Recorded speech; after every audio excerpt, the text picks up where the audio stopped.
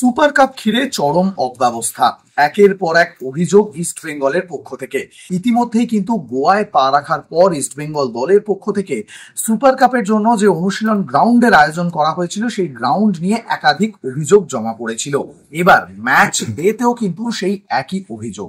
আপনারা সকলেই জানেন যে সুপার কাপের ম্যাচ গোয়াতে দুটি স্টেডিয়ামকে কেন্দ্র করে আয়োজন করা হয়েছে, যার মধ্যে একটি বাম্বোলিম এবং অন্যটি ফতোরদা স্টেডিয়াম। বাম্বোলিম স্টেডিয়ামে সুপার কাপের ম্যাচ খেলবে ইস্ট বেঙ্গল, কিন্তু সেই গ্রাউন্ডে আজকে যখন বিকেল 4:30 ম্যাচ আছে, তার ঘন্টা তিনেক আগে পর্যন্ত এফসি গোয়া সেই মাঠেই মেন পিচে অনুশীলন সারলো। ফলে প্রশ্ন উঠে যাচ্ছে, যে মাঠে সুপার কাপের উদ্বোধনী ম্যাচ আয়োজন হবে সেই ম্যাচ ডেতে কি করে সেই মাঠের মেন পিচে অন্য একটি দল অনুশীলন করার অনুমতি পায়।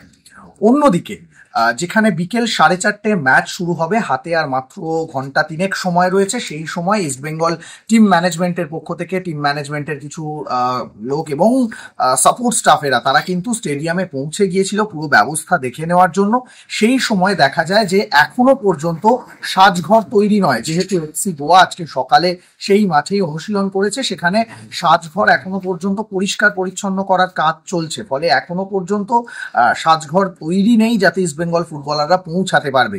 এখনো সেটা জানা যাচ্ছে না সঠিকভাবে যে কখন সাজঘর সম্পূর্ণরূপে পরিষ্কার হবে এবং কখন ইস্টবেঙ্গল দল মাঠ বা সাজঘর সমস্ত কিছু তারা তাদের তত্ত্বাবধানে পাবে, সেই নিয়ে কিন্তু একটা অভিযোগ রয়েছে। ফলে সুপার কাপের মতো একটা সর্বভারতীয় স্তরের প্রতিযোগিতা, যেটা সর্বভারতীয় ফুটবল ফেডারেশন আয়োজন করছে, সেখানে এমন অব্যবস্থা কিন্তু বারবার প্রশ্ন তুলছে এবং ম্যাচ ডেতে এই ধরনের পরিস্থিতি কিন্তু কখনোই কাম্য নয়। আমরা জানি যে কোনো দল তারা ম্যাচ ডেতে তারা চায় যে তাড়াতাড়ি স্টেডিয়ামে পৌঁছে গিয়ে সেখানকার পিচ দেখে নেওয়া, সাজঘর দেখে নেওয়া, সমস্ত কিছু তারা দেখে নিতে চায়, কিন্তু সেই সুযোগ কিন্তু ইস্টবেঙ্গল টিমের হাতে নেই এবং খুব স্বাভাবিকভাবেই ম্যাচ শুরুর আগে বিক্ষুব্ধ ইস্টবেঙ্গল টিম ম্যানেজমেন্ট।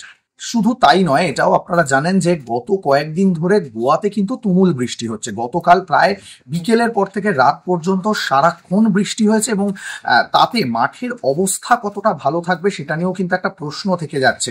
কারণ খুব স্বাভাবিকভাবেই এখানে আমরা যে মাঠ দেখতে পাচ্ছি সেটা কিন্তু খুব একটা উচ্চমানের নয়। সেখানে যদি জল নিকাশি ব্যবস্থা ভালো না থাকে তাহলে কিন্তু খুব স্বাভাবিকভাবেই মাঠের গুণগত মান নিয়ে প্রশ্ন উঠবে। এবং যেখানে গতকাল সারা রাত বৃষ্টি হয়েছে, সেই বৃষ্টির পর সেখানে আজ সকালে একটা দল অনুশীলন করছে, মাঠের পরিস্থিতি ভালো না থাকলে যে কোনো মুহূর্তে যে কোনো ফুটবলারের চোট লেগে যেতে পারে, সেই নিয়েও কিন্তু সংশয় রয়েছে ইস্টবেঙ্গল টিম ম্যানেজমেন্টের অন্দরে। সব মিলিয়ে কিন্তু সুপার কাপ শুরুর আগে সর্বভারতীয় ফুটবল ফেডারেশনের আয়োজন নিয়ে একাধিক প্রশ্ন উঠছে।